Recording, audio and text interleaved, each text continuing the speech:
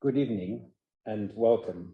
My name is Kirill Gerstein, and you've tuned into Kirill Gerstein Invites, an online forum hosted by Kronberg Academy. We're gathered virtually, and I'm delighted to have Deborah Borda joining us today from New York.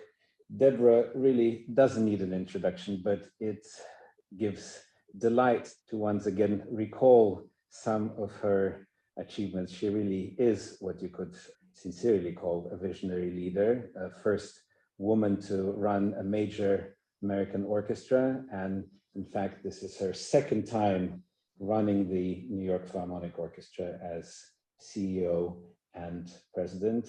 Of course, her tenure with the Los Angeles Philharmonic, her work with the youth orchestra in Los Angeles, her teaching at Harvard University, the list just goes on.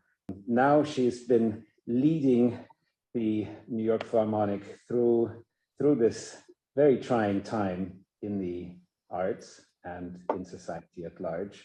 And I think she has some very important questions that she's been asking of herself, of the orchestra, and of the team. And I think some wonderful insights that we can take part in today. And as usual, your participation is essential. So you can type your questions and comments into the Q&A box or into the chat box, and I'll be monitoring them, and we'll try to pass them on to Deborah as our conversation unfolds. But it gives me great pleasure, first of all, to welcome Deborah. I hope that you can all see Deborah now. Welcome. Thank you for being with us. Hello, Kirill, so nice. Thank you so much for inviting me. Lovely to have you. We have a wonderful turnout of a lot of interested people. And of course, let us hope that we are at the end of this very difficult phase. As you wrote in your description or introduction to our conversation today, this pandemic is rather unique in the sense also for New York Philharmonic that this is the one thing, if I understand correctly, that really shut down the New York Philharmonic more so than the Spanish flu epidemic, the Civil War. And so we are living through tumultuous times. How are you? You know, it's I think what all of us probably give consideration to, and everybody who's tuned into this, is what a remarkable 15 or 16 months it has been. It was sort of, I have described it as a bomb that was buried and exploded and surprised us all. And so what I try to spend time thinking about, and others do, I think, as well, is what happened? What is it that we experienced? Did we learn anything? If we have we changed? And how do we address this, both, frankly, on a personal basis, because all of us went through this.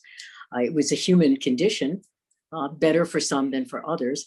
But in terms of those of us who have a responsibility in the arts as performers or as administrators or as creative people, what do we take away? What did the process reveal? So that's, I think about this now, and I think about the process as we went through it, and the surprises along the way, because there were so many days where everything literally changed from moment to moment. And so we would joke about the word fluidity, but it was completely fluid at all times. We never quite knew what was happening. Now things have progressed, of course, since then, but that's part of the story.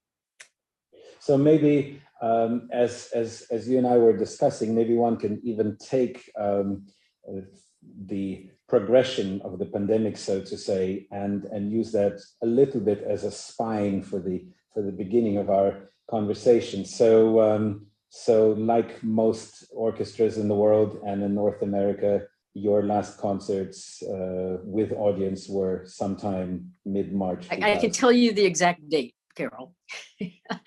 I will never forget it. It was March the 10th. And not this March, obviously. But what had happened prior to that was, I think we were all reading something, but I have a very dear friend who runs a major healthcare company. And he started sending me articles that I frankly found very alarming. And I did some research. And as I became more and more concerned, I actually reached out to my colleagues in New York who run other major performing arts organizations, Clive Gillinson at Carnegie Hall, Peter Gelb at the Met, the new president of Lincoln Center, Henry Timms. And we started talking about what was happening and actually started asking ourselves on a simply almost moral basis, a question of safety. Should we be giving concerts? Because it just didn't seem like a reasonable thing to be doing at that point. So in fact, we started meeting and speaking on a regular basis, and we went to the mayor's office in the city of New York, and we said, we are very concerned. Are you going to promulgate some kind of healthcare regulations? Because this seems to be a very serious situation developing. And we were absolutely rebuffed because it was politically incorrect at the time to say that anything serious was going to happen. Of course, we saw our ex-president Trump say that it would be over in 2 weeks, but there was a tremendous amount of denial. Now, did the denial happen? We can ask ourselves for deeply embedded unconscious reasons because people did not want to think about how bad it was, or that they were just silly and didn't read the science, or that there was an economic driver, because obviously a shutdown would have been very serious. And we finally, I could see audiences sort of diminishing, but I felt, I guess I would say, a moral obligation. We all agreed that we would go back to the Mayor de Blasio, and say that we, for reasons having to do with unions and refunds and everything, you need the city to make an order to shut down. So we went back, and no such thing was going to be forthcoming. So we went back to the mayor's office as a group, and we said we would, as a group, on Thursday, which was the 12th of March, be putting out individual press releases that we would suspend all operations for the next couple of weeks. And we did so. And got major complaints afterwards, by the way, from the mayor's office. But then very shortly thereafter, the governor of New York stepped in and everything was shut down. And I have to say, at that time, one of the things that was probably different for us is that New York at that time was the epicenter of the infection. Everybody in the world flies through New York or comes here. And it was remarkable how the COVID just took off like a shot out of a cannon. But seeing this coming, we did a couple of things to prepare. About a week ahead of the shutdown, the staff started preparing. We prepared everybody to be able to go home and work from their homes, to make sure they had the right iPads or laptops. And we actually practiced working and meeting remotely. And I mean, now we all Zoom at the drop of a hat. It seemed very strange, to do that a while before, but we prepared for what would happen. On the 10th, on the 12th, we made the shutdown, and a number of things had to spring into place almost immediately. We had to cancel concerts, which of course is a big deal with patrons. And we had, actually, it was a very wonderful part of the season, weeks of really almost sold out concerts. So we had to move through that. But it became very clear that it was going to be very quickly, it was going to be, this wasn't going to be a week, it was going to be a little longer. So we sat down almost immediately with the orchestra. And as you know, in the States, we have very specific labor agreements, collective bargaining agreements. And we started to talk to them about the reality of what was going to happen.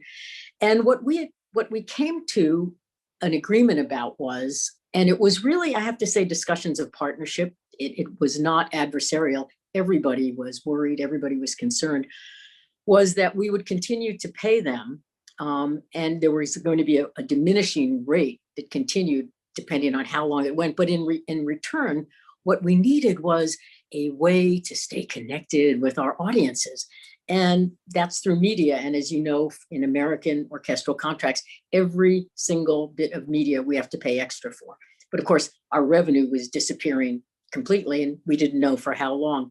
So to the great credit of the orchestra, the members of the Philharmonic, they agreed to give us carte blanche for media so that what we could do during the pandemic was to be able to use, we have a remarkable treasure trove of concerts that the New York Philharmonic has done over the years. Our young people's concerts, years of live from Lincoln Center, all sorts of, it's really a wonderful repository of music.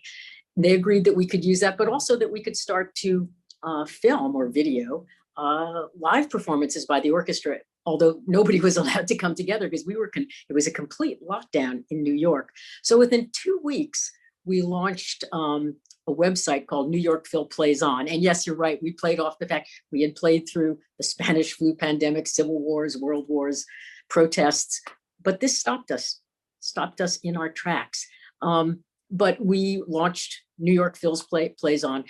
And New York Phil Plays On evolved in certain ways. At first, it was just sort of getting this sort of treasure trove of performances out there. But then after that, as quickly as possible, we pivoted to performances that were sometimes, they were actually put together for remotely, many of them. And I think the most impactful one at the time was the orchestra, and they engineered this themselves from 100 different homes, did a special 8-minute arrangement, because that's all anybody can take of Bolero, I think, is 8 minutes.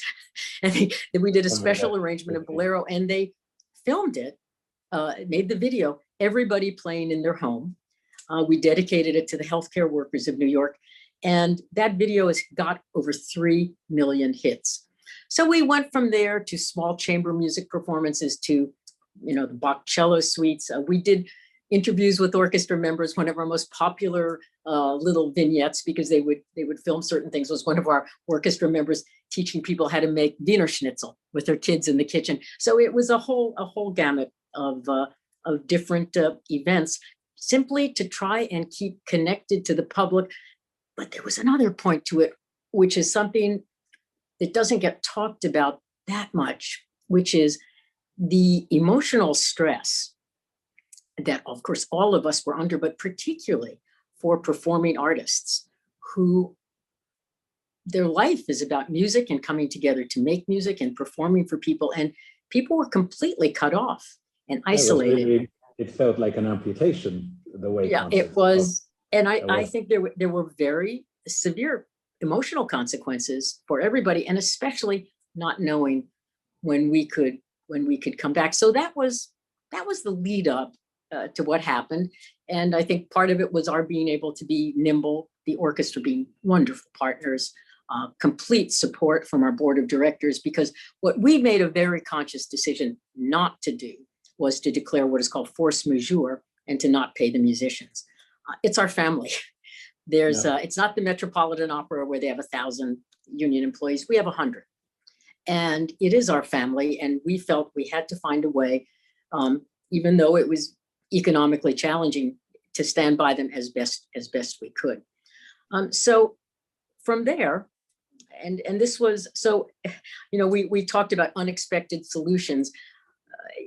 I never expected that we would have a website, New York Phil Plays On, which has later morphed into another kind of website, much more sophisticated, which you saw part of a streaming performance, New York Phil Plus. But thinking about all the different ways we could move ahead, but I think, and we never quite knew what we were going to do. We made it up from day to day. But I think the biggest change that we were able to realize was, and I'll give a little bit of history if I can right now, is that, as you know, David Geffen Hall, formerly called Avery Fisher Hall, formerly called Philharmonic Hall, has been a sort of musical tragedy dating back to when it was opened in 1963. It's never been right. And it wasn't the architecture, it was the acoustics. And so actually, since 1995, that was when I launched a major effort to try and get a complete reconstruction of the hall done. And in fact, I became rather discouraged about it. And when I was offered a chance to move to Los Angeles and work with Frank Gehry and Esa-Pekka Salonen in terms of building the new Walt Disney Concert Hall, that seemed like a really great opportunity to me. So I did take that. But here again, I came back because I think to complete my karmic cycle, if you could put it like that, to really see if we could move this project through. And I felt like we really had partnership this time with the board and with Lincoln Center. So here's the unexpected solution. The construction process, which we had changed quite a bit. And when I first came back, I was very concerned about the new design for the hall because it was going to have us out of the hall for 4 or 5 years. There was a famed international architect who shall go unnamed who had come up with a rather wondrous plan of an enormous pavilion on top of the hall and all sorts of other things. And the cost was in excess of $1 billion. So we went back and looked at what we could do, not to be practical, but to have the right solution for the hall. And that's another story we may talk about later on. But at any rate, it was going to be that the hall would open very late in the spring of 2024. Well, as it became clearer and clearer that not only would we lose the 1920 season, but actually, in point of fact, we would lose the 2021 season as well. I started to talk to members of our board and the Lincoln Center board and the Lincoln Center administration. And we posed this idea: could we actually move the construction process ahead and take advantage of being out of the hall for all this time? And could we quickly raise money to make sure the project could be finished? Could the designs be finished? And in fact, could we have a much quicker construction process because we wouldn't have to move in and out of the hall?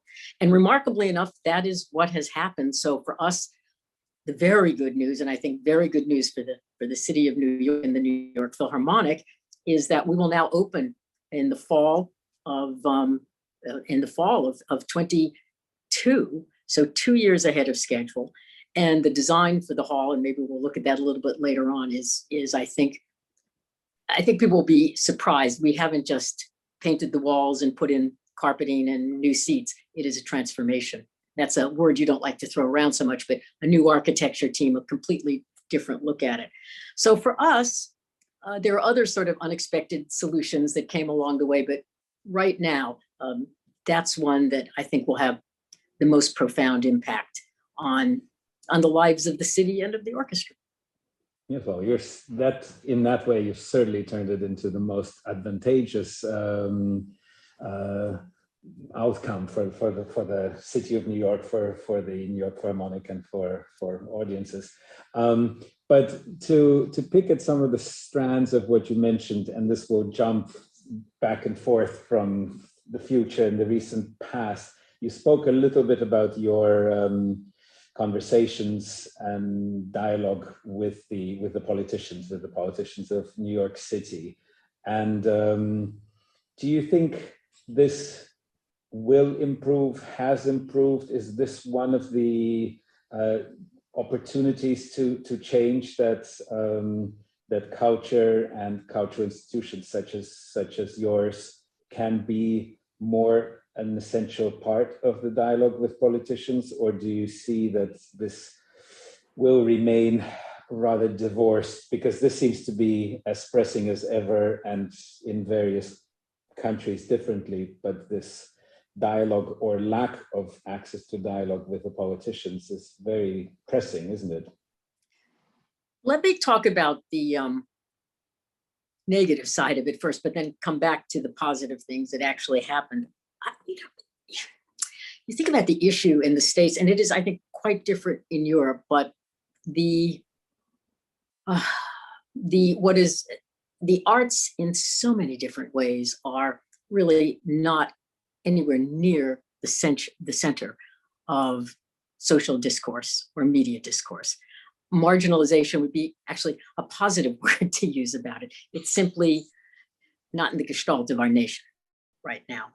And it's so sad to think about this, because if you look back at where this country was, I mean, I think in the early 1960s, one of our major television stations, CBS, actually commissioned Stravinsky to write an opera, The Flood. And it was premiered, its world premiere, I believe, was on national TV throughout the United States. Could we even dream of opera by Tom Addis, The Tempest, having a and a national premiere. These things just are not conceivable today. Or when you think about Leonard Bernstein's, iconic young people's concerts, which were again broadcast from the 60s on national TV. And I mean, very, very interesting. I was, for example, one of his shows was called The Magic of Paul Hindemith. Can you imagine a national show about the magic of Paul Hindemith today? This would be, or for example, a lecture, a show about what is the sonata form. So these things simply, for a whole variety of reasons, have changed, and it is extremely troubling.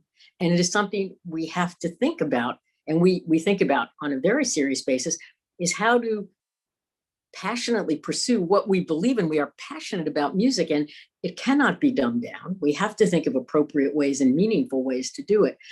So this is such a central issue for arts organizations in the States.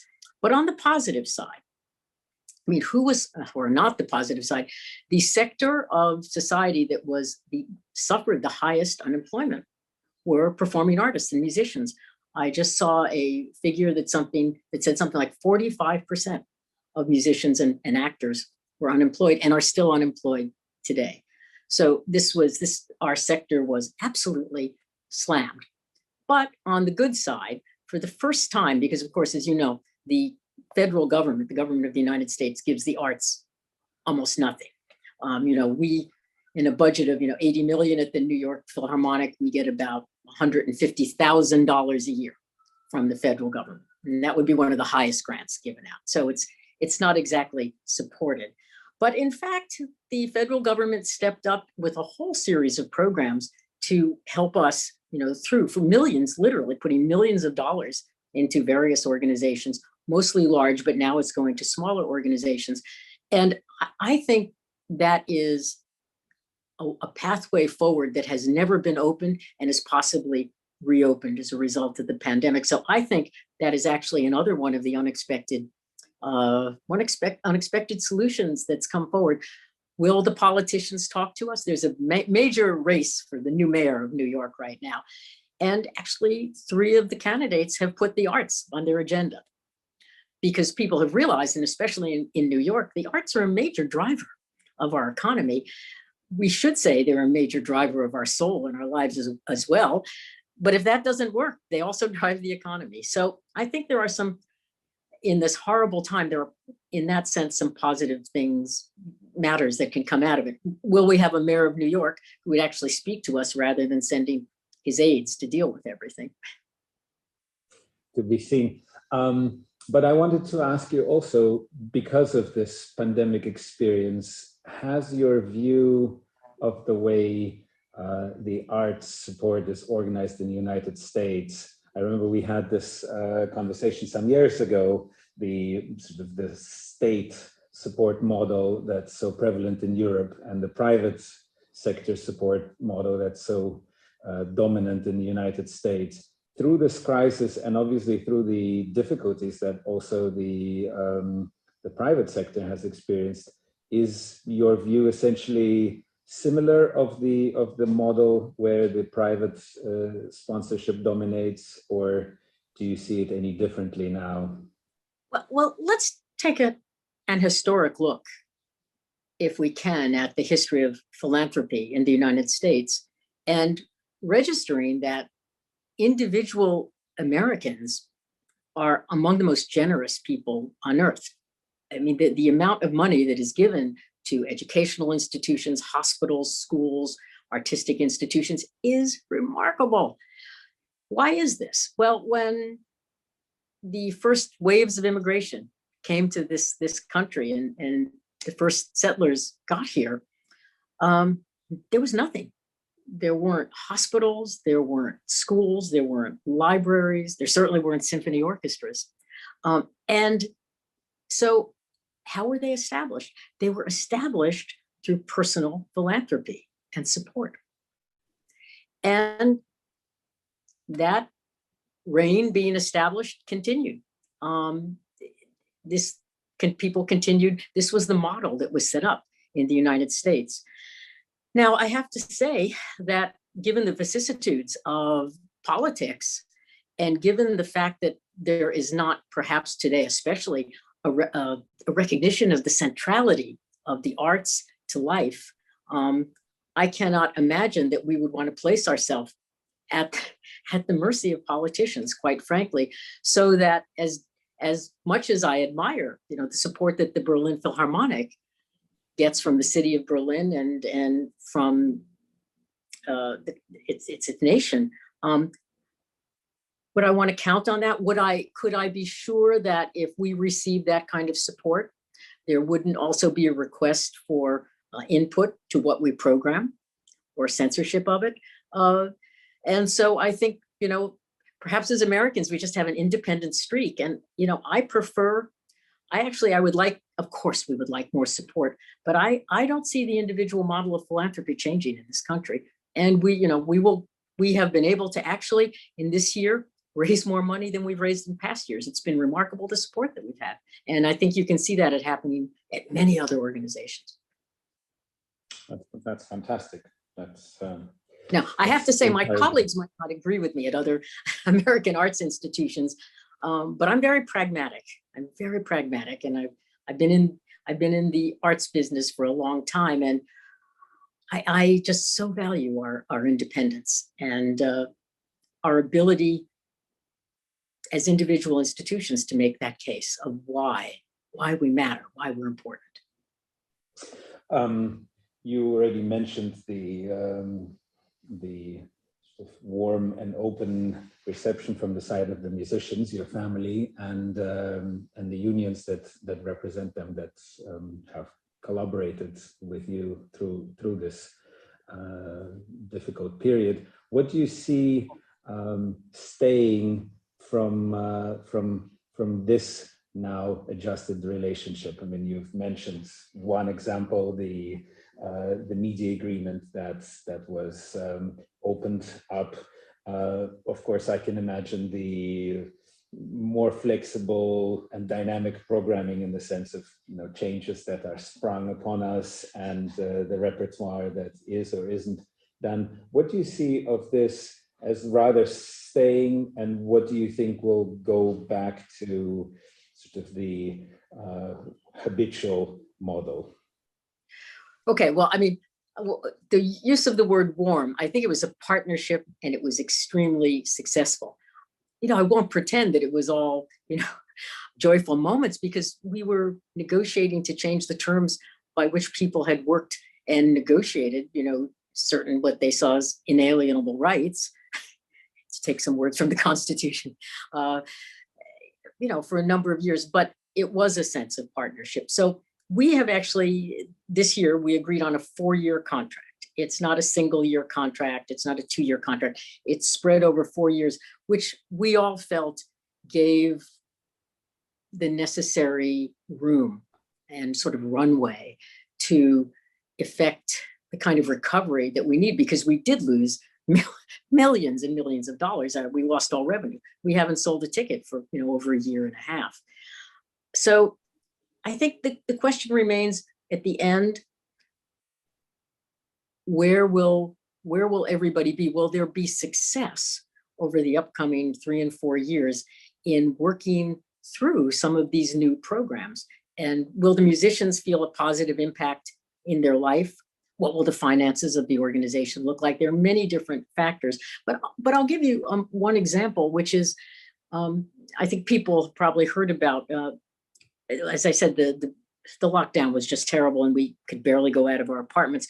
But in the summer, last summer, it started to let up a little bit. And so we came up with an idea, which was basically, if people can't come to the music, we will take music to the people. And we initiated this crazy little program called Bandwagon.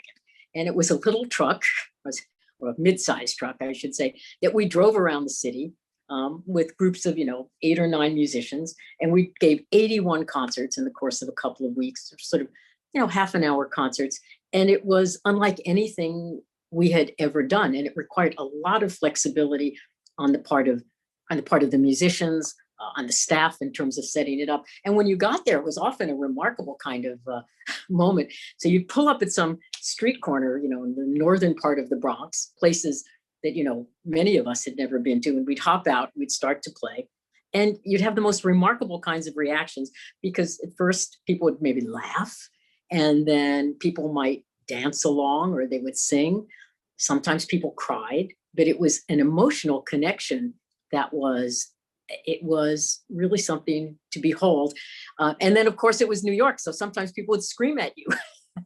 And we got through all of it. Show these couple of photos that you. Yeah. Oh yeah, let's take a look. That would be great. That your team sent. So this is a picture of Bandwagon. It's in front of Lincoln Center here. We call them pull-up concerts instead of pop-up concerts. And in fact, the musicians, we couldn't fit them all into it, obviously. But so we had a little truck that went behind with the musicians. But we drove this all over the city, and it became so popular. Oh, here, I'll tell you a story about it later. But here we are. We were in Brooklyn, I think, on this particular day, and it started to rain. So of course, musicians and instruments and rain. So we started to say, okay, let's stop. And the musician said, no, let's keep playing. And you can see the staff jumped up, and we had umbrellas, and they played right through the rain. And I mean, it wasn't a downpour, but it was raining. And I just think of the kind of mindset everybody was in, that we're all in this together. And the crowd cheered, and it was a wonderful, wonderful time. The Bandwagon became so popular, our chief stagehand drives it around the city because he has to do pickups sometimes. And people tell me all the time, oh, we saw your truck. And he gets asked for autographs and pictures when he's pulled up at a stoplight. Now, here's another example. I'm not quite sure where we were, but we would do nighttime concerts too. And those got their own kind of audience. But you can see, I mean, again, this required a different kind of mindset from who you think of as, who are usually the musicians of the New York Philharmonic. And they were certainly into it, and they were great ambassadors. So that was Bandwagon this year. Yeah. Do you think this is something that might stay? Would you intend for this to stay even when you can play in the new hall and concerts are on? Because this seems to be a wonderful way to be bringing, let's say, an accessible piece of the orchestra outside the walls of the hall. Do you think this might stay? Well, talk about how we learn from what happened. So it was a terrific summer last year, and it was, I always said it was the littlest big project we ever did. And talk about social media. I mean, we were on all of the national TV stations, on the nightly news. It was a big deal throughout the country. But one of the things we started to think about was, could we be making more meaningful connections with the neighborhoods that we were going into? So it wasn't sort of just, it's a horrible term to use, but a noblesse oblige, where we dropped in, we gave a concert, we rode off in our beautiful truck. And so we decided that we would change Bandwagon. We did it again this summer. And in fact, we're in the middle of it right now. And we made a radical change. The change was this: we decided that we would present festivals in different sections of New York, where we would have the Bandwagon there, but we would have actually a portable stage. And the stage was basically just a shipping container, which you see, they ship things all around the world. But it opens up, and inside was a video wall and wonderful sound system. And here's a picture of it. And this was us in Domino Park in Brooklyn about 2 weeks ago. And you can see this is an opera by Mark Bray, La Luna. Before that, we'd done a piece with a mariachi band. And we also said, let's start inviting in people who make music in these areas. So although the Philharmonic plays at these concerts, we also welcome many local groups who play with us. And in each place, we organize with a community, a grassroots organization. So in Brooklyn, we organized this with El Puente, and they were amazing partners. In Harlem, we organized with the National Black Theater. So we had different groups that we have now made real relationships with, and they helped us curate the programs. So you can see, unfortunately, we still had social distancing, as you can see in this. And of course, that's now going to go away. But our plan is for this upcoming season, in our regular subscription concerts, to keep working with El Puente and National Black Theater and Casa Marita, and bring them into special initiatives and festivals that we'll do in the hall. So I believe from one of the other very positive things that has come out of the pandemic is arts organizations really beginning to collaborate with each other. and also collaborate with community organizations. So we have a whole different set of relationships now, but it's only the beginning. It's only the beginning. You can't just expect that everything can change in a moment. You have to invite people in. You have to work with them. You have to listen to them. You have to show that you've actually listened and make something concrete happen. So you move beyond doing this kind of endeavor as tokenism. So George Floyd is murdered a year ago yesterday. So we put up on our video screens, Black Lives Matter. It takes more than that.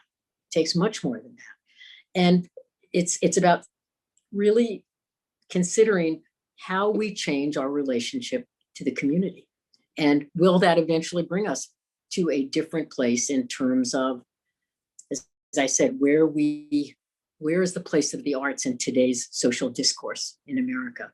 So we're at the beginning of a trip, of a journey, but Yes. we will keep doing Bandwagon, and who knows what Bandwagon 3 will be, but it will be. That's most encouraging, and of course most interesting. Exactly this core that you and I discussed in our preliminary conversation of relevance and place for culture and society, and perhaps we can for a moment jump to your time in LA, and I know that your work with Yola is a very crucial part of your time in LA, and I would love to know more about that project and how you feel both it impacted the young people that are taking part, but also how that connected into the life of the orchestra and into the public of the orchestra. And I imagine you have ideas of how this will live on and develop elsewhere and everywhere, New York included. So could you talk about this a little bit? And let's again start with a little history, which was the inspiration for how this happened. And I think the very first time we met was actually in Venezuela. Exactly, that's where we met when you came. That's where we met. So you were there. Yes, I was on a quest, which was to bring Gustavo Dudamel to Los Angeles as our music director. And in fact, Esa-Pekka Salo and I were joined in that quest because we privately knew that Esa-Pekka would be stepping down, but we wanted to have this moment that hadn't been pulled off before in American orchestral history, which was where the music director who was stepping down announced his successor. And it was a surprise, but we had all come to see Gustavo as one of the most remarkable musical and human talents we had ever seen. So I was getting to know him and chasing him around the world. And I felt, to really understand Gustavo, I had to get back to the roots of who he was. So I started traveling to Venezuela to meet Jose Antonio Abreu, to see Gustavo in Caracas and the different nucleos of El Sistema. And it was a life-changing experience for me to travel around the country, not just in Caracas, but although, going to the nucleos in the poorest barrios and seeing the vitality and the contribution they made and the involvement of the children and the families and going outside into the countryside and seeing the nucleos there. So I made many trips there, and on it wasn't my last trip. I went back there afterwards. I was trying to get Gustavo to sign the contract, and he wouldn't do it. We couldn't get it done for a whole variety of reasons. As we all know, this story has a happy ending because he eventually did come to Los Angeles and has made a remarkable difference there. But when I got on the plane to go back to Los Angeles, because I had found myself literally just in tears so many times during the course of my visit, just at the beauty of the experience of the music and the children and the love of the teachers. And so when I got on the plane, having failed yet again to engage Gustavo Dudamel as the next music director of the Los Angeles Philharmonic, I literally made a vow to myself. And I said, I may not be able to bring Dudamel back to Los Angeles, but I will bring El Sistema, or whatever we're going to call it, because we called it something totally different. And I made a promise to myself. When I got back, I started on that work immediately. YOLA, by the way, stands for Youth Orchestra LA. I sought Abreo's advice about it. I went back to speak to him about starting this, our own El Sistema. I didn't want to call it El Sistema. It had other connotations. And Jose Antonio gave me two wonderful pieces of advice. And the first was start small, start small. And the second was you don't have to imitate what we do here. Make it right for Los Angeles. And so we worked at it in that way. Eventually, there was a happy ending. Gustavo eventually became the music director. But it was an interesting process to try and start Youth Orchestra Los Angeles for a couple of reasons, because there was tremendous opposition. The first opposition came, we had put together, I thought, brilliant proposal and a presentation for the board. We would show them that we would have Youth Orchestra LA and it would change LA, and did the presentation for the board at actually a full day board retreat. And the board said, are you kidding? We can't do this. It's too expensive. And besides, it's like adopting a child. Once we started it, we could never stop it. The orchestra wasn't all that enthusiastic about it. They were concerned, well, you're going to just raise money for this. What about us? And interestingly enough, the community wasn't all that interested in it, because they said to us, because we went out and started to talk to people, oh, what if we started a nucleo here? And they said, well, what if you did? Don't you want to talk to us about this? And they had a lot of different ideas about what they liked and what they didn't like. So there were three separate conversations that had to go on. The first was we had to convince the board of directors. And I have to say today, if you talk to members of the board of directors of the Los Angeles Philharmonic, there is no program they are more proud of or more committed to. The orchestra came to see that it was part of the way that the Philharmonic, which had been very much to the side in Los Angeles life, really embedded itself into the heart of the community and integrated itself into the fabric of the community. And the musicians, not all musicians are good at teaching, but the ones who were love to do it. And you only really should have the gifted teachers. And the community worked with us, told us what they wanted. We listened, did things differently. And today, as you know, there are a whole series of nucleos. The latest one, Frank Geary has donated his services. It's being designed and opened. And at any given time, more than 1,000 kids are enrolled in it. Many of these kids, they're all from underserved neighborhoods, would never have gone to university. And in our first YOLA graduating class, I believe 85% of the kids went on to higher education. But there was also, for me, a very moving moment was when we introduced Gustavo to Los Angeles as music director. Our first concert was a massive free concert at the Hollywood Bowl. We had 18,000 people there, and you couldn't buy a ticket. You had to be invited. And all of the community groups that we were working with, we invited to come in and be there.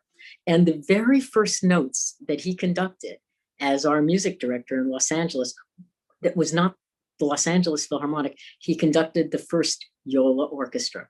And at this point, the kids were all 7 or 8. They were tiny, and they were so horrible, you can't believe it. I mean, the screeching that came out. But Gustavo, he could make music, and their parents were all there. And it was the beginning of what has just turned into, I think, such an important program for the orchestra and for the city. So that's the story of YOLA. I think it's made a real difference for the community. I know it's made a real difference for the orchestra, for the musicians, but also to help the board and the administration to think differently about how do we find what is the intersection between the artistic imperative and the social imperative? Because it can't just be a cheap toss away. It has to be something that has meaning. And so for us there in that time, in that place, and I think going forward, it had profound meaning.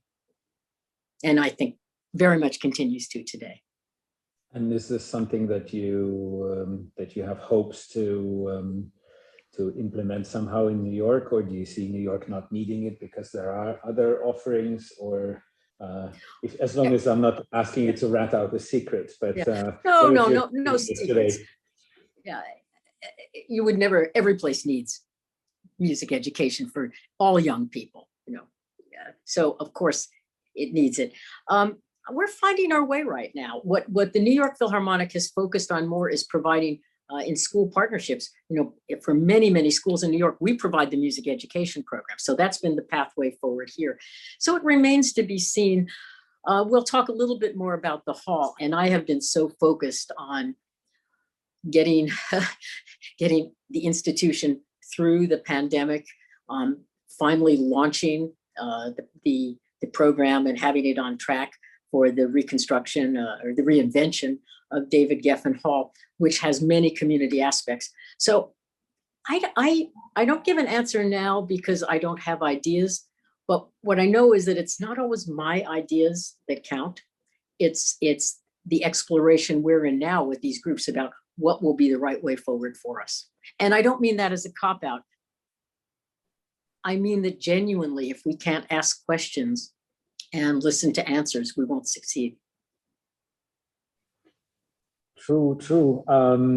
In this sense, there are several directions I want to go with you. I think we should talk about the new hall, and you kindly agreed to give a bit of a sneak peek to confidential sneak peek, yeah, as we would say in Hollywood. To our participants. And then I will want to ask you also about the cross-disciplinary collaborations that you and I spoke about. And I know you've gone recently to the Shed with the orchestra. But shall we talk do the a hall? little bit about the hall? Let's. Can I give a little background in history? Since everybody watching this is not a New Yorker, and let me just tell you a little bit about the hall. In the late 50s and early 60s, the great and now very controversial social city planner Robert Moses envisioned a home for the arts, a world center for the arts on the Upper West Side of New York. The sad part of this story is that literally thousands of poor Puerto Rican and Irish and Italian families were displaced to make way for the new arts center. The Rockefellers were completely behind this, as was the government at that time. And as were the citizens of New York. So enormous philanthropy flowed in. It was to be a home for the New York Philharmonic and its own theater, the Philharmonic Hall, the Metropolitan Opera at the Metropolitan Opera Theater, the New York City Ballet, Juilliard, etc. So the hall, what was called Philharmonic Hall, opened. It had a brilliant architect, Max Abramovitz. You don't know his name today, but he was one of the great mid-century architects, considered every bit as important as Philip Johnson, who is, of course, probably the iconic mid-century architect. Abramovitz designed a remarkable hall that is an example of, as we see it as our tastes evolve, of mid-century modern, which is now becoming very hot again. He designed a glorious and internal hall, very futuristic. But something went wrong. Here's what went wrong, and I call it the original sin. Not being religious, but here was the original sin of Philharmonic Hall. The hall was designed, the acoustical envelope, for seating of 2,100 or 2,200 people. About 9 months before the hall opened, the board of Lincoln Center and the Philharmonic decided, in reaction to an editorial in the New York Times, that the hall was not as big as Carnegie Hall, because Carnegie Hall seats 2,800 people. Well, this will be the new Culture Palace. We must have 2,800 seats. And so over the absolute objections of the acoustician and of Abramovitz, they crammed in an additional 600 seats. So the hall was never right. It would not be right from the beginning. And of course, it was well known that from the very start, it was an acoustic disaster. It did look beautiful. If you go back and look at the old pictures, look great. It's absolute acoustic disaster. Fast forward, mid-70s, everybody knows it's acoustically, it may look good, but it just sounds terrible. And the great philanthropist Avery Fisher said, he believed in music, I've got to get a good home for the Philharmonic, a great home. So he made major donations, and the hall in the mid-70s was completely renovated again. And this time, instead of 2,800 seats, wow, they took out 100 seats. So it went down to 2,700 seats. Still, no way is this going to work. In addition to that, the mid-70s renovation, which then became Avery Fisher Hall rather than Philharmonic Hall, was unfortunate in many ways. It became a sort of marble mausoleum, and all of the conveniences of New York in the early 70s were installed. So these horrible escalators were put in the very front of the building. A beautiful sweeping lobby that just was really something to behold. They cut in half and they built a sort of bank teller's window with bulletproof glass, so that's where you went to get your tickets. The halls turned into sort of marble mausoleums on the side. And it took any life out of the hall. And so that was the hall. The acoustics were a little bit better. They actually were, but they still weren't great. And the hall was so big and so spread out that literally if you were in row M or past row M and you sat there, it felt like you were with the proscenium stage in the front. It felt like you were in a different hall. It was like two different rooms.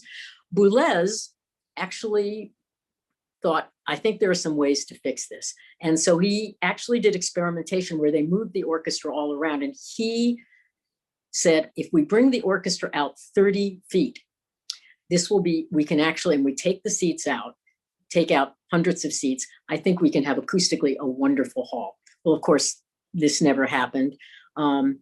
Mostly Mozart in later years did pull out about 20 feet into the hall, and you could hear a wonderful difference in the sound. I mean, the acoustics were really helped immediately. So back in my first term at the Philharmonic, in the mid 90s, I thought this would be a really important mission to undertake. Could we finally fix the hall? And we started the process with the board, and it was discouraging. We just couldn't seem to move it ahead, or at least I couldn't move it ahead. And so, as I said earlier, when Frank Gehry flew to New York to convince me that he would be a great partner for me in the building of this remarkable new hall that would go up in Los Angeles, I thought, you know, I've been here almost 10 years. I haven't quite succeeded in what I want to do. Maybe it's time to make a change. So that was how. So I went out to Los Angeles and had a magnificent 17 years with Esa-Pekka Salonen, with the founding of Yola, with Gustavo, with the reconstruction of the Hollywood Bowl, all of the different kinds of programs that we did. But I'm a New Yorker. I was born here, and my partner lives here. So I always knew I would come back. And, you know, a couple of years ago, New York Philharmonic came back and said, you know, we really think we can do the project this time. Will you come back and join us? And so I made a decision. This was after 17 years, and a lot of really good times. Leave on an up note, leave on a crescendo. And I did, and I've been here. And so we jumped into the hall project. There were a lot of changes that had to be made. One of the critical parts was that the design with the European architect was way too expensive, and I think actually destroyed the original dignity of the building. And so we needed to move to a different series of set of architects, and we did that. And we came up with a different format for the construction so we could actually move in and out, and the Philharmonic wouldn't be out, although the construction would take place over 4 years. There would be periods, many long periods, so we could have a regular subscription season. And of course, that all blew up in the pandemic. But what did not blow up were our plans. And I'm gonna talk to you a little bit about them now. If Kirill will show the pictures, but I want to say job number one was to take out at least 500 seats. So the new hall, because we basically eliminated the third tier, will have at the most 2,200 seats. It's not quite decided yet, but between 21 and 2,200 seats, which I think is an optimal kind of sweet spot for getting to wonderful acoustics. In addition to that, we've really changed the hall, as I'll show you in a moment. So going back to the learnings from Pierre Boulez, that we would bring the orchestra forward and move into what we called in California vineyard seating, because it surrounds, we surround the orchestra with the audience, making it a much more interactive and engaged experience. But you might all be questioning, why should this be happening since it started in 1995? Why can we believe it? So to demonstrate that we have crossed the Rubicon and burned the bridge behind us, I'm going to show you some pictures. So you can see it is pulled to pieces. The proscenium is coming down. You can see on the right-hand side, if you see those sort of strange lines, those curvy lines moving up, those were the original sweeping balconies designed by Abramovitz that were later replaced by the very square, rectangular kind of, horrible setup of the new Geffen Hall. We made all sorts of discoveries as we tore the walls down. We found the original wood from Philharmonic Hall. We found tiled walls that looked like subway stations embedded in the walls. We had no idea why we were there. One of the wonderful discoveries in the lobby was we discovered 7 mid-century pillars that had been designed by Abramovitz that actually stood out in the lobby and set it all off. And we unearthed them. They were buried in the wall of the new box office. And I'll show you a picture of those later on. But this was in early December. And I'll show you next a picture from, or Kirill will show you. This was a couple of weeks ago. You can see construction is proceeding apace. This is from the stage looking back. And the steel is going in on June 23rd. The final piece of steel is in place. So continuing to move, let's look at the next slide. This is the hall in a rendering as it will look in 2023. So what's important about this are a couple of things. You can see basically the third tier is gone, but critically you can see that the orchestra will be surrounded. There'll be seating as there is in Berlin, the Philharmonic behind the hall and to the sides of the hall. It's a smaller hall. It's entirely clad in wood. That's beech wood. There's a new acoustical ceiling we're working, which we have been testing and working out, and it's covering the old Aztec ceiling. But it's just a completely different feeling. You can see the curved balconies, but maybe if we go to the next, there's a better picture of it. This is if you're sitting behind the hall. This is a picture of it. And if you look on the right, you can see that sort of curve of the wood, which is reminiscent of top of a cello or a violin. You can see the third tier is gone.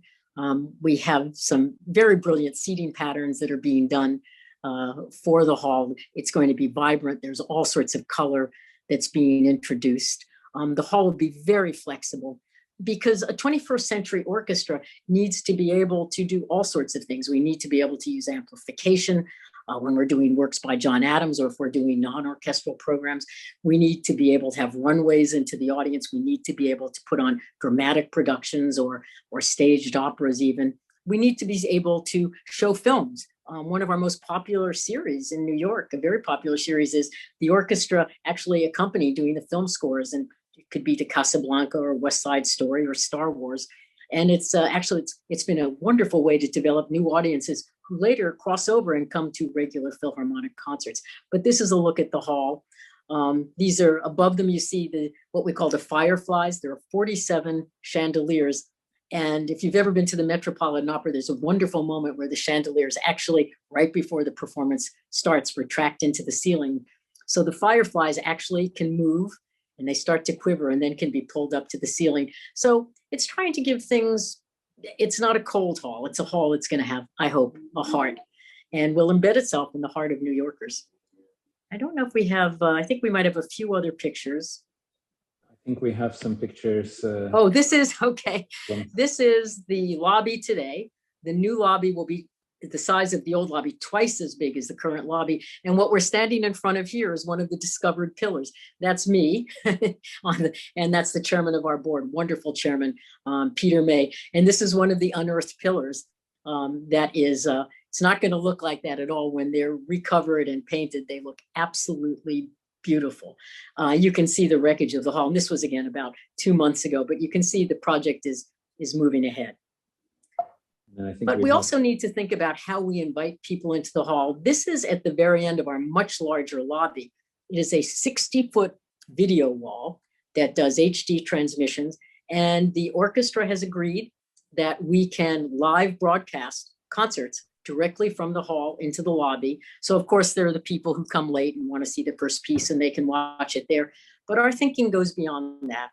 I want people to come into the hall, and if they don't want to buy a ticket or they can't afford a ticket, they can come in and watch the concert. We want to invite people in.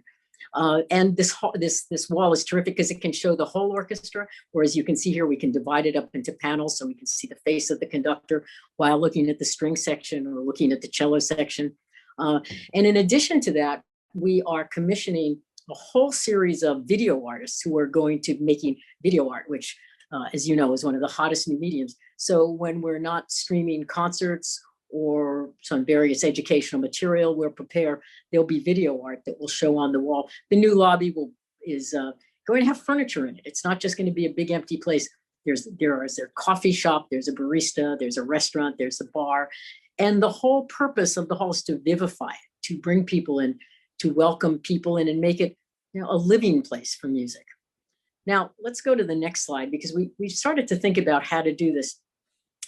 For those of you who haven't been in New York, this is a far corner of Lincoln, not a far corner, it's a key corner of Lincoln Center. It's the corner of Broadway and 65th, which is otherwise called Leonard Bernstein Place. And this was how David Geffen Hall showed itself to the outside world. These ugly brown colors and these horrible brown drapes that just hung there for years. They were filthy, they were never washed. Sometimes they had cardboard boxes in front of them. What took place? What mystery took place behind those horrible drapes? Well, that's where they stored all of the programs. That's where the ushers changed. That's where they stored discarded computer equipment. So it was a place that was a way to say hello to the world, that we were giving them at the very least a cold shoulder. So what we tasked our architects with, Billy Chen and Todd Williams, was to come up with ways to vivify these spaces, to bring people in so that there could be events that took place completely separate from the Philharmonic. So we came up with what we call the Sidewalk Studio, and I'll show you that. This is that same corner as it will appear in 2 years when the hall opens. That yellow outline place is where those drapes, where we totally knocked all the walls down. This is called the Sidewalk Studio. It's a performance place for up to 300 people. You can have chamber music concerts, you can have lectures, you can have yoga classes, you can have all kinds of educational materials. There's a long distance video material equipment that will be in there. And you can walk in from the street. You can also, if you're walking by in the street, you can simply stop and look and see what's going on in place. And if you look sort of a little bit above it, 2 stories above it, you see that sort of red room. That's another performance spot. That's called the Music Box. And it's a place where we can have, again, educational materials or educational events or chamber music. And the hallways all over have been transformed into all sorts of different spaces that welcome people in, where they can sit, have a cappuccino, have a drink. They can attend different kinds of events, because we want this to be a hall that New Yorkers truly embrace. And then at the very top, you see that sort of white line. That's a light wall, an LED light wall that we can either leave very subtle or that we can light up for different kinds of events, just to give the hall, again, a little touch of excitement, because after all, it's New York and we got to have a little New York style. So I think that is probably a picture of the hall. The outside, by the way, Kirill, remains exactly as it was. The iconic outside of now David Geffen Hall. And I think that, 50 years from now or 100 years from now, when none of us will be, or maybe some of us will be here 50 years from now, people will think, thank goodness that they kept this classic mid-century modern. Well, I think it speaks to the whole idea of combining the old, the older, the new, the future, which I think is what we see the orchestra and our repertoire as now. The Absolutely. It's playing anything from Monteverdi to John Adams and beyond. So I think it's wonderful when the architecture reflects it in an exciting way. I wanted to ask you about collaborations in various ways, and maybe it's now time to insert a question that came earlier from Clara Bernat, who says that she was wondering if you could elaborate on the different roles you personally take in your collaboration with the music director, with the architect designing the new / renovated concert hall, and how do you balance stakeholders' practical needs with artistic ones, both musical and architectural? Oh, that's a big question. Well, we are into big questions here. How to be all things to all people. Well, I find that in my work over the years, a couple of things guide me. One is my passion and love for music, and my dedication to our art form. And I feel like, I hope that I influence every organization I work at to make critical decisions coming from that core of belief. So I remain actually quite involved, although I do many other things, and I'll talk to you about some of the other things that I do. I remain very involved in thinking about what our programs will be, what our collaborations will be. I always work very closely with the music director. We have a wonderful artistic team in addition to Jaap van Zweden at the New York Philharmonic, Isaac Thompson and Patrick Castillo. And so we work as a team because I think so much of what happens now is so complex that we can't have that old top-down command and control kind of management style. And it gone are the days where the music director or the president says, we will do this, we will do that. We have to manage in a different way today. We have to listen differently. We have to collaborate differently. But I never stepped entirely away from the musical part of it because that's why I got in. I'm trained as a musician. That's why I do this. From the, I have been very, very focused personally right now, though, on three areas. One was to make sure that a project that I started in 1995 with people who aren't working on it anymore became a reality. This is just so important. And so I've been very involved, bringing some of the knowledge I got. This is the third hall I've worked on. I worked on the opening of Davies Symphony Hall when I was artistic administrator for the San Francisco Symphony back in the 70s. And that was not an entirely successful hall or opening process. I learned a lot from that. I think we had a really very successful opening for Walt Disney Concert Hall, and in the design and in the partnership with Frank Gehry, which really, we became very, very close collaborators with Esa-Pekka Salonen, working together. We all remain close friends and colleagues today discussing artistic ideas. So I was able, I think, to bring some of that experience as we push the project forward. And of course, managing, just helping us all to get through the pandemic and how we went day by day with the staff that is half the size that it used to be. And then, of course, you all think this about us American managers. I spend a significant amount of time fundraising as well. I don't mind doing it because there is no greater pleasure than to achieve the moment when a person, a donor, gives you a gift, a patron gives you a gift, and you see when you've gotten that gift from them, actually the joy that it gives them to give that gift for music or for the arts. And of course, the joy we get that, okay, we are going to keep going. This means something to people. So those are the areas that I'm focused on right now. And, at different times, any administrator has to focus on what are the critical issues of the moment. And I was going to ask you about this, and it's hard to find an angle to ask this because I get sometimes these questions. Well, if it's too tough a question, don't ask me. No, it's not tough. No, it's just very easy to seem very naive in asking it, but it comes from a well-meaning place. I wanted to ask you about how you see leadership, and you just spoke about it a bit. You say, and you are a collaborative leader, and you have an amazing team in place. Yet there's obviously something, and if one speaks to your team members, there's something that makes people sit up and do more than they expected they could, and really give beyond their 100%, which is, I think, what a great leader does. And the naive part comes here. So do you think about this? Are there some, let's say, core principles that you've deduced for yourself in leadership? And now we're not talking about necessarily, the orchestra, but just in leading a team of people.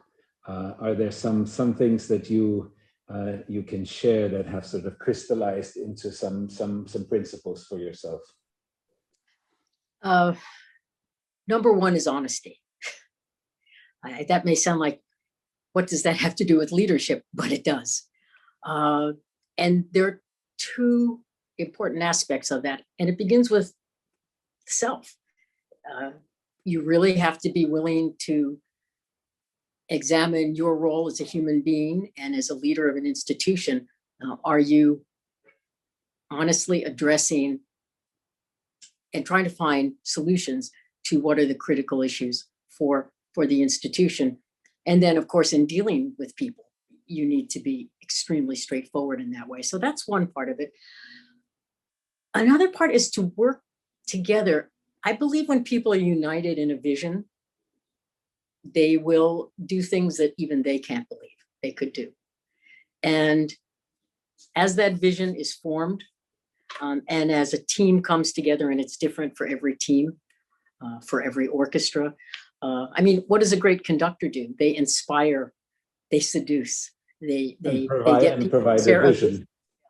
And that's, I think, in terms of leadership of organizations, it's not unlike, you know, what we have to do. But what has changed for me is, over many years of doing this, is having been sort of brought up and trained in, you know, older ways of managing, which is where there was a single executive and they sort of handed down decisions and you brought in the information and you were expected to do that. Oh, maybe about 10 years ago, I started feeling like I was not a particularly effective manager. Maybe I wasn't even very good at what I was doing. And I came to realize it was because I was taking too much of the burden in a way on myself and not recognizing how complex our society and our institutions have become. And that in fact, as you recognize that and look to a different management model where you didn't have to give all of the answers,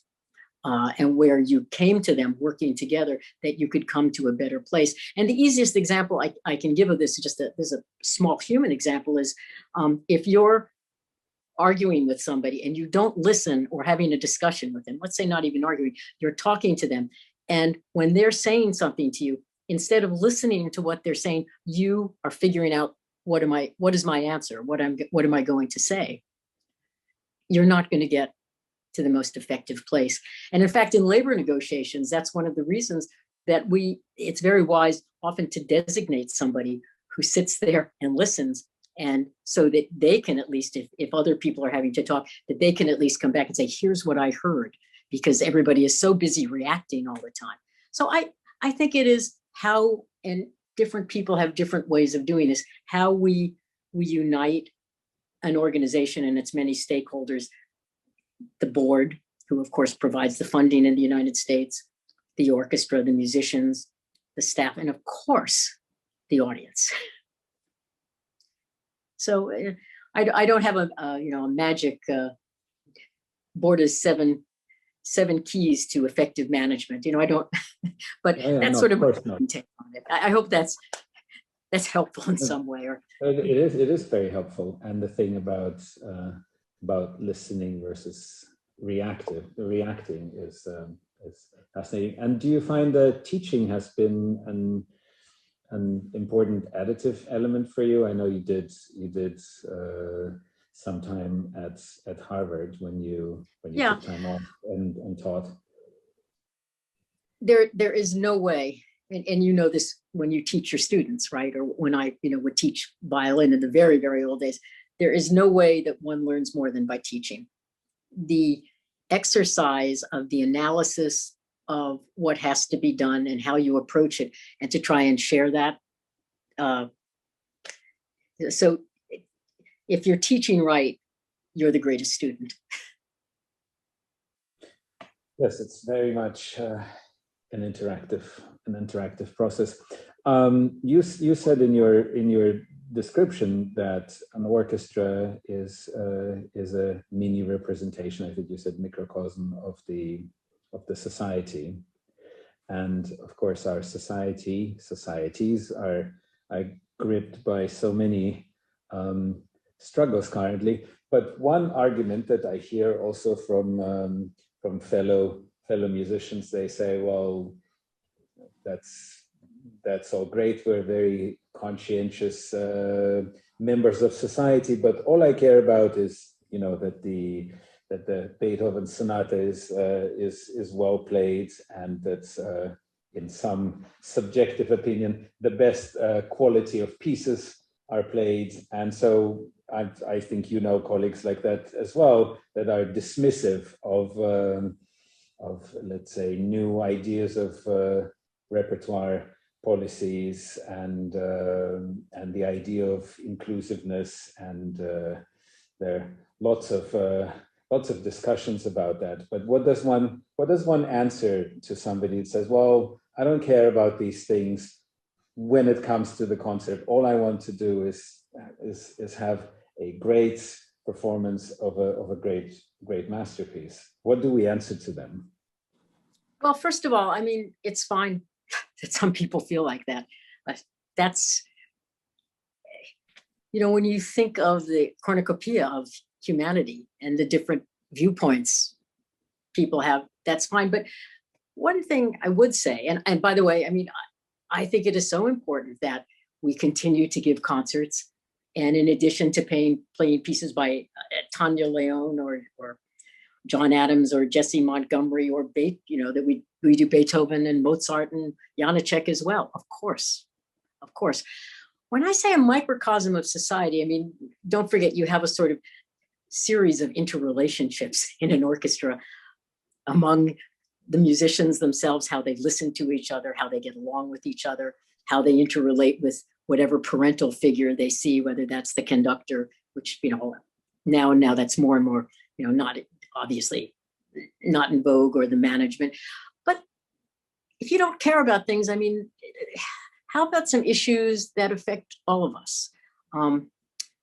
Look at how our lives all just came to a screeching halt because of a global inability to act wisely to deal with the pandemic.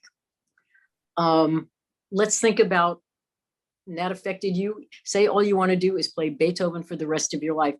You still got affected by this. Let's think about climate change and global warming. I mean, are orchestras actually going to continue to be flying around the world to do one night in Tokyo and the next night in Seoul and the next night in Taipei? Is that a socially responsible thing to do? Will we even be allowed to do it?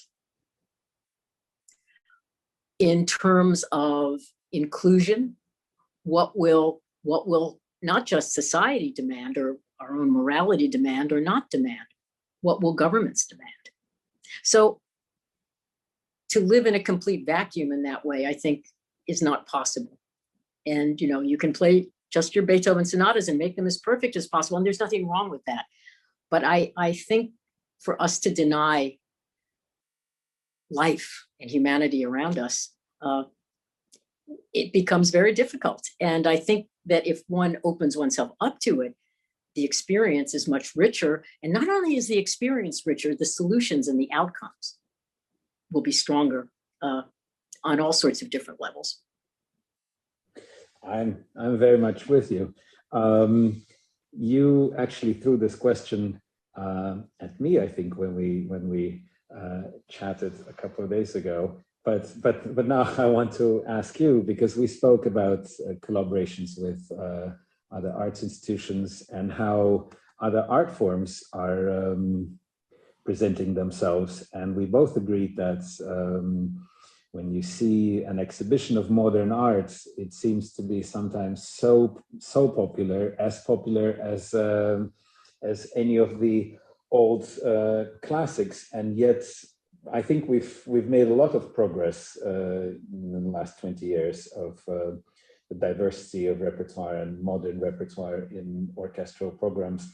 But still, it seems that museums do so very well in attracting people to all sorts of rather crazy sometimes undertakings and juxtapositions. Why do you think, what can we learn from them? Or is it just because the mediums are so different, the experience is incomparable? What do you think about it? Well, I think it's a complicated question. There are a number of different issues. I mean, first of all, right now we are existing in what I would call an on-demand society. You pick up your iPhone which you are never separated from. And information comes flooding to you. When you listen on your iPhone, I mean, who 10 years ago thought about random shuffle? Random shuffle means, you can be switching between any musical medium, and it happens on a constant basis. So people want what they want when they want it. I think intention spans to a certain extent are shorter, but when you go to a visual arts institution, and it's remarkable, you go to the most far out exhibition, it's packed, you can't get in. And if we did that kind of music, those are the kinds of contemporary music concerts where like 200 dedicated contemporary music lovers will go. That would be it. You see the same 200 people at every one of those concerts, but it will be flooded. Is it that it's somehow become very hip because of what can be put out in social media? Is it that you can show up whenever you want to show up? You can dress however you want to dress. You can look at the exhibition in whatever speed you want to, so that the experience is much less abstract and much more in your control, and much more sort of random shuffle. And we have to figure out, without abandoning, a piece of music takes as long as it takes to play it. And we're not going to commission all 3-minute works. It won't work. So it's, how do we find meaningful ways to, I think our video commissioning program in the hall which we're going to do with various important museums, is going to be, another way of bringing people into the hall. And then if you hear music while you're there, it could tempt you in. There's no easy answer, but collaborating with theater companies, as we just collaborated with the National Black Theater, just being flexible enough to say, we're not just going to, this has been what we've been doing since, the beginning of the 19th century, basically, and we're going to continue to do it the same way.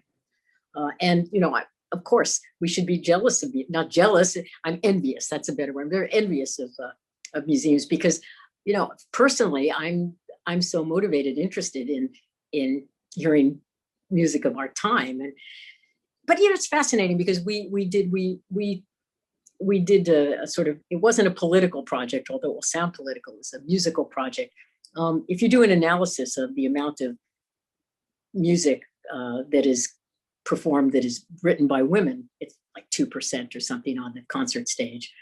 And so last year was the 100th anniversary, believe it or not, only the 100th anniversary of women in America being allowed, getting the right to vote. And it was called, they passed the 19th Amendment to the Constitution, and that gave women the right to vote. And actually, I should say only white women. Women of color were not allowed to vote. But at least it was a step forward that some women were allowed to vote. So we decided to celebrate that and to also look at it. So we commissioned 19 composers, women composers, to write world premieres for the Philharmonic. And we've only gotten through some of them because the pandemic hit.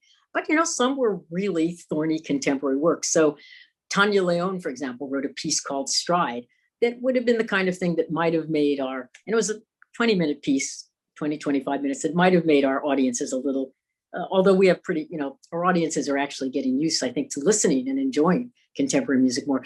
But Tanya came out and just spoke for 2 minutes about why she had written the piece. And the ability of the audience to settle down and to identify with what was happening and to really enjoy it was really wonderful to see. And I know composers have complained to me that was cheapening it. You shouldn't have to go out and speak before. But, if we could have heard Brahms explain to us why he wrote a piece, or Stravinsky, or Charles Warren, why wouldn't we want to hear that? Or Thomas Addis? I think it's a good thing. So these are the kinds of things that I think, if we can think about that. If another thing in the fall, when we start up again, we're going to be doing, for the first couple of months, intermissionless concerts. It's funny, I saw Andras Schiff just gave an interview where he talked about why he thought people could focus better during them. I think he's got something there. Now, the reason we're doing it wasn't originally for focus. It was because we think people are going to be a little nervous about intermissions when they first come back. But why not? Why not think about a moment where, we always, because of all the rules that we have to follow, we plan our programs 2 years in advance, and announce them a year and a half in advance.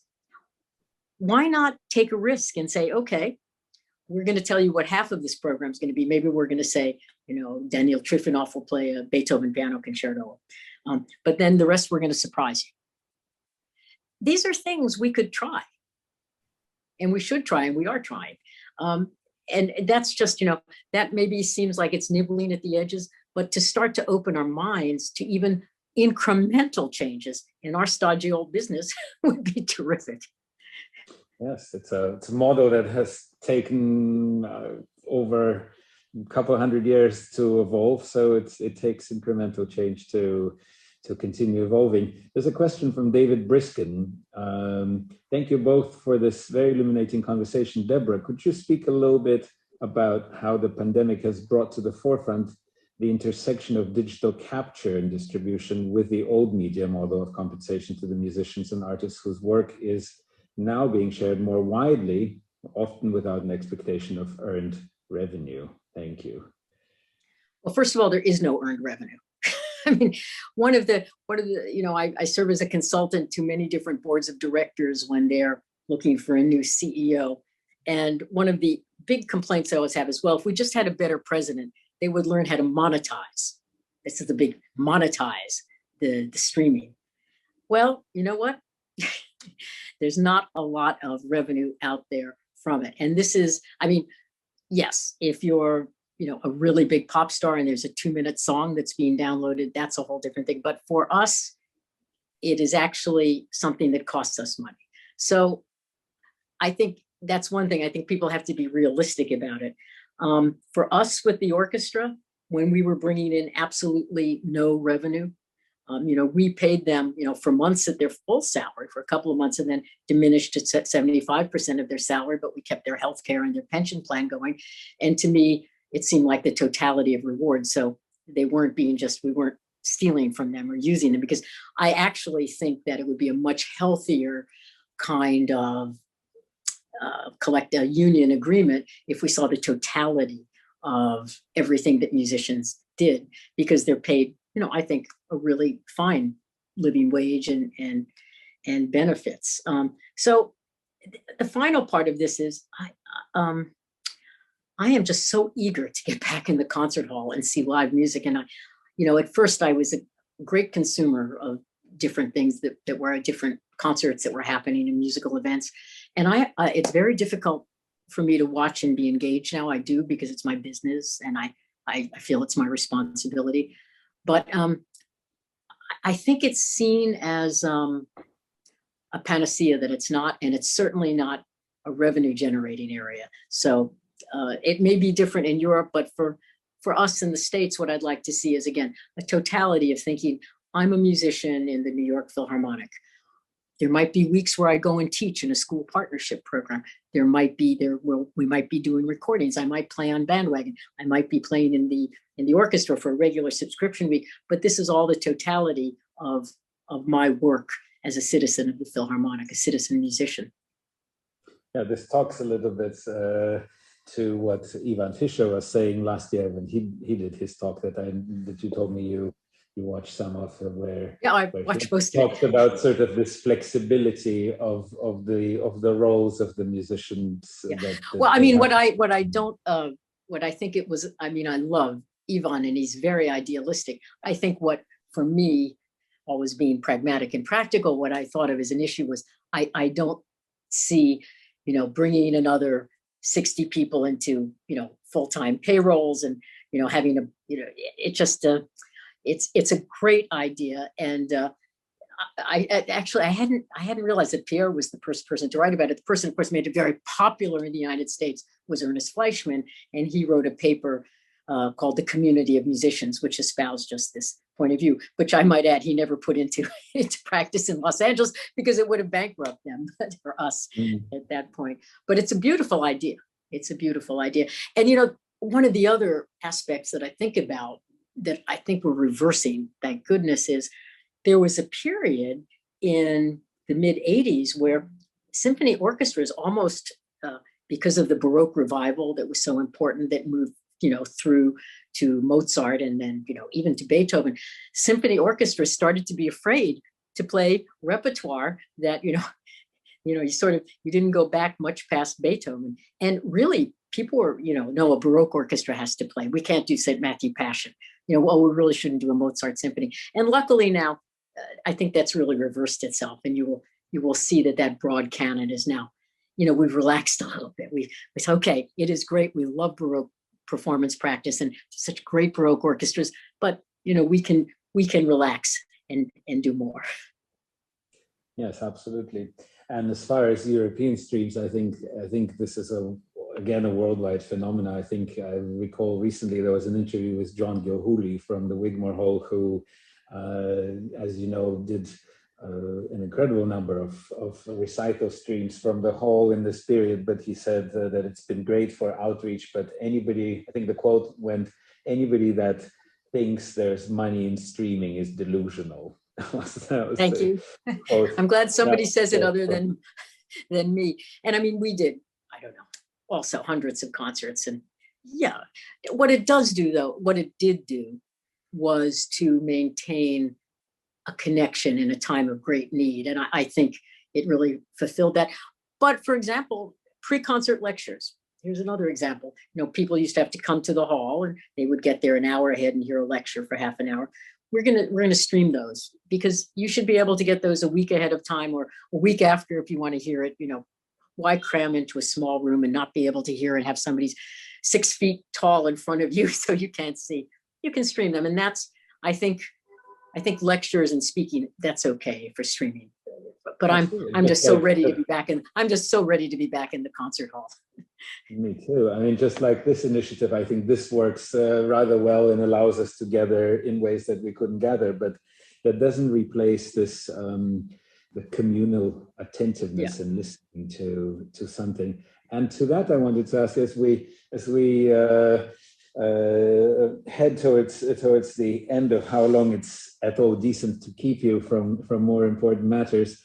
But I want to ask you a couple sort of general questions and heading in that direction. Do you think there is some worry about a segment of the audience saying, well, actually it's been great, your streamed concerts. We can stay at home. We don't have to do any of the things to get ourselves there, to dress up. And are you worried that there is a big segment of the audience that will say, you know what, actually it was very nice at home with a glass of wine in front of the laptop? Simple answer, no.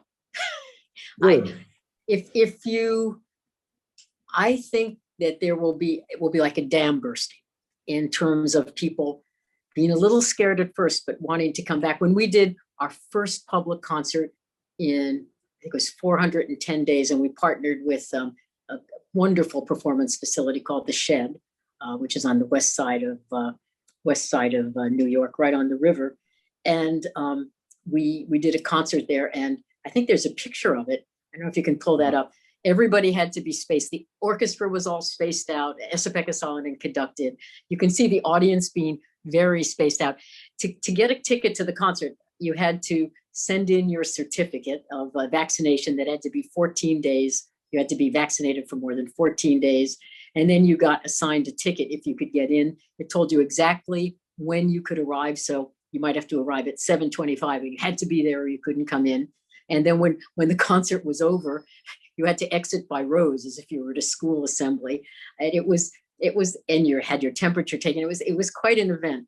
And so we did 2 of these, but the palpable, first of all, the uncertainty and the sort of fear when people first came in, but then growing into, this is okay, growing to, this is wonderful.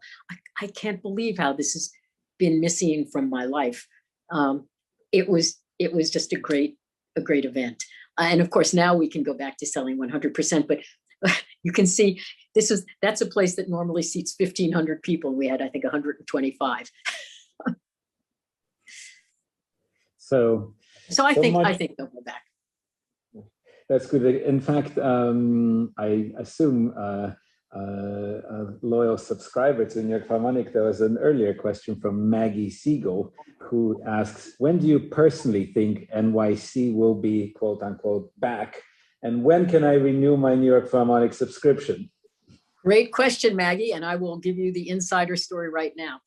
We will have a full subscription season next year. We are announcing it on June 15th, but since you've probably been a subscriber before, you'll get something, a brochure in the mail before that, so you can line up first. Now, what we are going to have to do for next season, and this has been, I have to say, the most challenging season ever to put together. It's like a kaleidoscope. We're a gypsy orchestra, although mostly be at home at Lincoln Center. We'll divide our concerts between the Tully Hall, which is a beautiful hall in the Lincoln Center campus, and the Rose Theater, which is in the Jazz at Lincoln Center, often uses an opera house. And we'll give our concerts between those two halls, and then we'll do a series at Carnegie as well.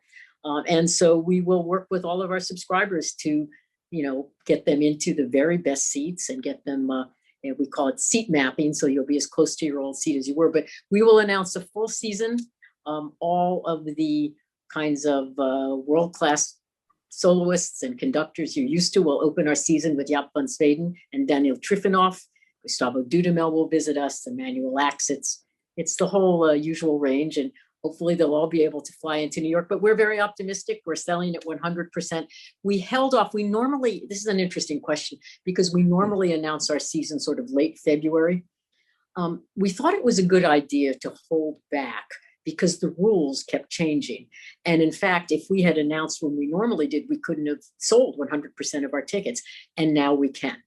So when we put the tickets on sale, all seats will be available. What we are still working on with the Department of Health, because this will change as well, is what the protocols will be. Will people be required to wear masks? I don't think they'll be required to show vaccination certificates, because it turns out that's illegal.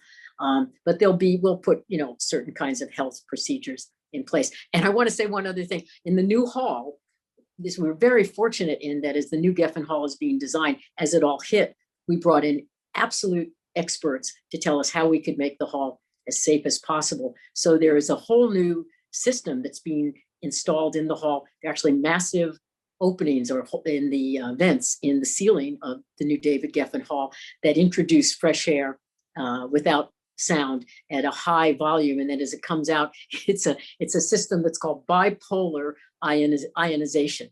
I love the bipolar part. But it is, so we'll have touchless bathrooms. We'll have all of those kinds of things, which will probably be the future. And maybe as a final question, it's sort of become a running thing that I ask the wonderful guests that have agreed to speak about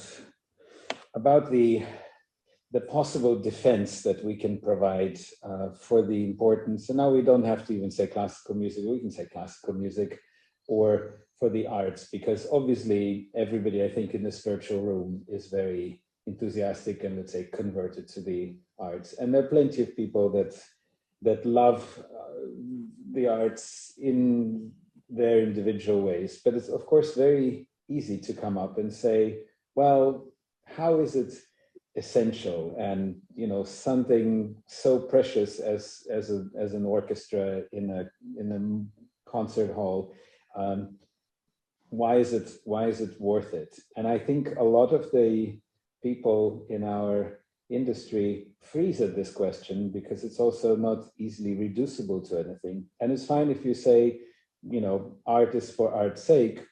So did Stravinsky. I'm happy with that answer. Or do you have sort of a passionate and verbal response to this? How can we defend, or do we need to defend, the importance of the arts and their centrality to society? It's sort of like asking, is there a God? Obviously, but there are a lot of a lot of books have been written, so I can't resist asking. And there are so many profound existential issues we deal with in every aspect of life. But I go back and I think about how we learn in our lives, how we progress, our own pilgrim's progress. And you think that you learn from people who are, your seniors or in some way more, generally we think about learning from people older than us. And I have to say that I think I've learned the most on so many occasions from people who are younger than I am. And one of my really, a great teacher for me was Gustavo Dudamel. I learned so much from him about the way we look at music, the way we look at life. And so I will leave with a quote directly from Gustavo. And what he would say if he was asked this, and he might come up with a better answer now, but what he would say at a certain time was this: music is a fundamental human right. And if you went into the barrios and the nucleos of Venezuela, in Los Angeles, and Orchids in Baltimore, or the program in Scotland, I think you're convinced of that. So for me, I believe in human rights, and I believe music is a fundamental human right. That's my answer. That's very beautiful. So, so here's to that, and here's to lots of live music to come in New York during your wandering season, and then in the incredible new home that you are succeeding at. And I think one wants to wish all the success, the energy, and the enthusiasm that you emanate. And I won't use the word infect, but you convey and impart to other people that are around you. And we don't want to say infection these days. No, but your enthusiasm and conviction is infectious in the best sense. And so it's just a thrill to observe and partake in. So I want to thank you, Deborah. I know you're more than busy, so for taking this time to be with us and to share your thoughts. And well, I want to thank you. I want to thank you, and I want to say one last thing for everybody that I like to think about, which is whether it's an orchestra or a doctor, if we can think about how we personally can make a difference. What can we do to create change and to actually affect it? Not just talk about it, but actualize, have results. That's how, if we can do that, I feel very positive. And I do feel positive about the importance of what we all believe in so deeply. So Kirill, thank you so much for inviting me and giving me the chance to talk about this. I appreciate it very much. Very quickly, I'll mention that next time on June 23rd, somebody that you know, Deborah, Rafael Vignoli, great architect, will join us. Rafael is not only a great architect, but also a very passionate pianist, and he'll talk about architectural ideas in design, life, and music. And he has also some very new and bold thoughts about the design of the piano and where that will be going. So hope all of you can join us. You can sign up for the newsletter on my website and receive further invitations. But most importantly, thank you to everyone for tuning in, for your questions. And thank you, Deborah, for being with us and for being you. Stay well, stay healthy, and see you soon.